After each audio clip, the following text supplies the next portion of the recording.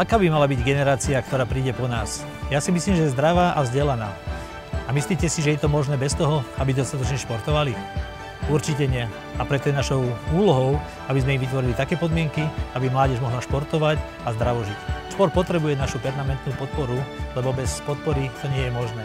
Musíme im vytvárať dostatočný priestor na to, aby mohli športovať, či už to je na základných školách, alebo neskôršie vo svojich kluboch, lebo bez toho ten šport rozvíjať nemôžeme.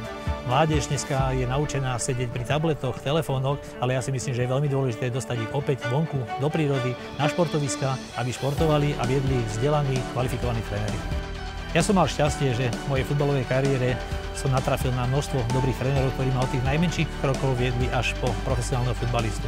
Veľmi som si prijal, aby naše deti vzdelávali dobrí tréneri a samozrejme nemôžeme čakať, že to príde len samo od seba, ale musíme s nimi pracovať, musíme ich vzdelávať, aby o tom vyrastala silná generácia dobrých trénerov. Veľmi si vážim podporu športu, ktorú prejavujú v Ružomberku, či už sú to basketbalisti, či už sú to futbalisti, lyžiari alebo aj iní stolní tenisti. Ja si myslím, že je veľmi dôležité, že sa nájdú ľudia, ktorí chcú podporovať tento šport a samozrejme prajem, aby vám to vydržalo, aby rodičia podporovali svoje deti a hlavne predovšetkým, aby fanúškovia chodili na štadión vo veľkom počte, aby vytvorili dobré domáce prostredie, aby Ruža na Liptove žiarila.